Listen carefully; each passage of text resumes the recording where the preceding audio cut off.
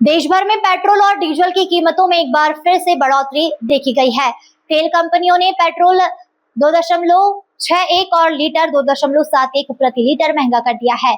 इसका असर सिर्फ वाहन चालकों तक सीमित नहीं है, बल्कि परिवहन, खेती, खाद्य पदार्थों और रोजमर्रा की वस्तुओं की कीमतों पर भी इसका असर पड़ रहा है।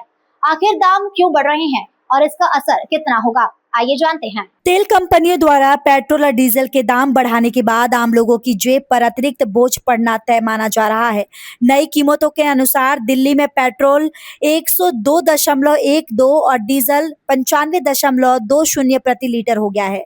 विशेषज्ञों का मानना है कि ईंधन महंगा होने से सबसे पहले माल परिवहन की लागत बढ़ेगी। ट्रक, टेम्पो और अन्य व्यावसायिक वाहनों का किराया बढ़ने से दूसरे राज्यों से आने वाली सब्जियां, फल, अनाज और दैनिक उपयोग की वस्तुएं महंगी हो सकती है। कृषि क्षेत्र भी इसका सीधा असर पड़ेगा। ट्रैक्टर, डीजल पंप और अन्य कृषि उपकरणों के संचालन की लागत बढ़ने से खेती महंगी होगी, जिसका असर खाद्यान्न कीमतों पर दिखाई दे सकता है। इसके अलावा बस, ऑटो, स्कूल वाहनों के किराए में भी बढ़ोतरी की संभावना जताई जा रही है।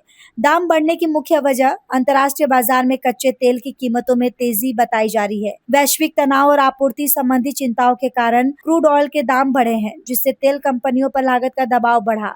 कंपनियां लंबे समय से बढ़ी हुई लागत वाहन पर चल रही थी, इसलिए कीमतों में संशोधन किया गया। भारत अपनी जरूरत का अधिकांश कच्चा तेल आयात करता है। रिफाइनिंग लागत, केंद्र की एक्साइज ड्यूटी, डीलर कमीशन और राज्य सरकारों के वेट को जोड़ने के बाद उपभोक्ताओं तक पेट्रोल, डीजल की अंतिम कीमत पहुंचती है। यही वजह है कि अलग अलग राज्यों में ईंधन की कीमतें अलग होती हैं। पेट्रोल और डीजल की कीमतों में यह बढ़ोतरी आने वाले दिनों में महंगाई को और बढ़ा सकती है। परिवहन, कृषि और दैनिक उपयोग की वस्तुओं पर इसका असर साफ दिखाई देने की संभावना है। यदि अंतर्राष्ट्रीय बाजार में कच्चे तेल की कीमतों में तेजी बनी रहेगी, तो फिर भविष्य में ईंधन के दामों में और भी बढ़ोतरी से इनकार नहीं किया जा सकता है।